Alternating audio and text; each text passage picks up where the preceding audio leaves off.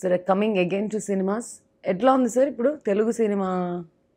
నేను ఇప్పుడు షేప్ బాగుందమ్మా. మరి వాళ్ళు కొత్త రకం సినిమాలన్నీ యాక్సెప్ట్ చేస్తున్నారు. దానికి రీసెంట్గా మజిలీ అని ఒక సినిమా రిలీజ్ అయింది, బాగుందని విన్నాను. నేను ప్రస్తుతం నాట్యం అని చెప్పి ఒక సినిమా చేస్తున్నాను. తర్వాత రామ్ గోపాల్ వర్మ గారి దగ్గరే వర్క్ చేశారు ఆయన అసోసియేట్గాను, వంగవీటికి వాటికిను.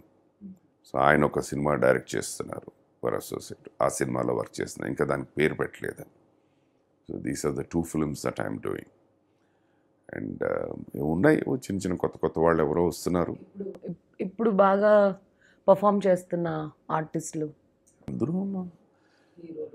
అందరూ ఐ టెల్ యూ, మనం కాలానికి తగినట్టమ్మా. అది ఇవాడు ఉన్న కాలానికి దే ఆర్ గుడ్. ఇందాక చెప్పింది again, it is not modesty. వాడు బాగా చేయలేదు అంటే యాక్సెప్టెన్స్ లేదు. ఇప్పుడు పాత రోజులకి ఇప్పటికీ ఉన్న డిఫరెన్స్ ఏంటంటే, ఆ రోజుల్లో మాకు అవకాశం దొరకడం చాలా కష్టం.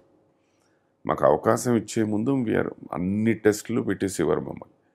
ఇంట్రెస్ట్ ఉందా లేదా, టైమింగ్ ఉందా లేదా, ఇవాళ రా, రేపు రా, ఎల్లుండి రా, వారం రోజుల తర్వాత రా, ఇవన్నీ ఇలా టెస్టులు, పేషెన్స్ ఇవన్నీ అయిన తర్వాత మాకు అవకాశం ఇచ్చేవారు.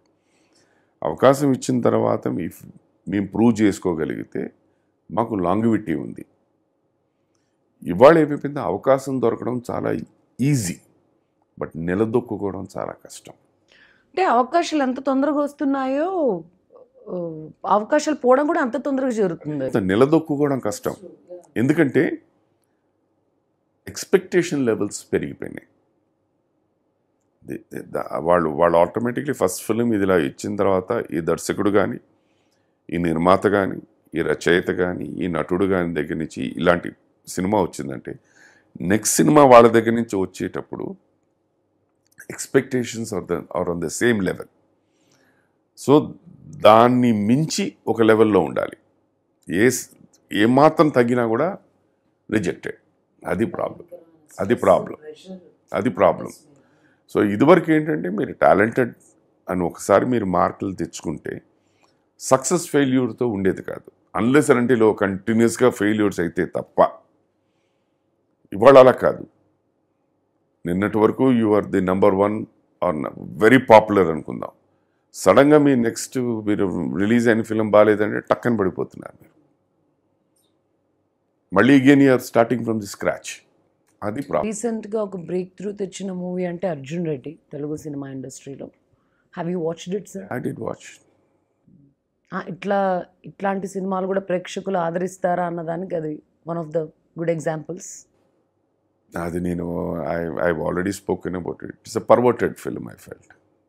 అదే మీ నేచర్కి పడతలేండి. బట్ దాన్ని చాలామంది మూవీ అనలిస్ట్ చెప్పింది అంటే మహిళలే ఎక్కువ పోయి చూశారు.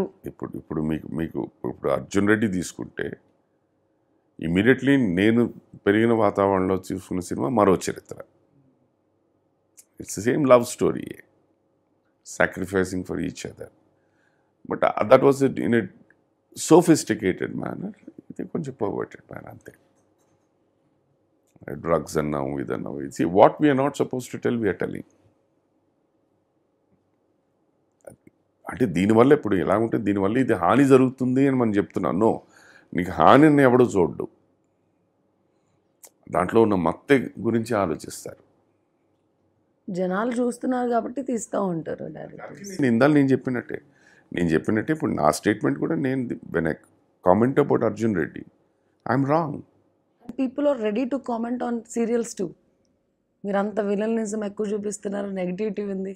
అత్త కోడళ్ళ మధ్య ఏం జరగకపోయినా మీరు ఎక్కువ చూపిస్తారు. నచ్చిందంటే ఎనీథింగ్ యాక్సెప్టెడ్ అమ్మా, నచ్చదంటే విమర్శన వస్తుంది. Hi, this is Isha Reba. నేను మీ getup Srinu. This is Shyamla. This is Yashwant here. Subscribe Mana Stars. Subscribe to Mana Stars. Subscribe to Mana Stars.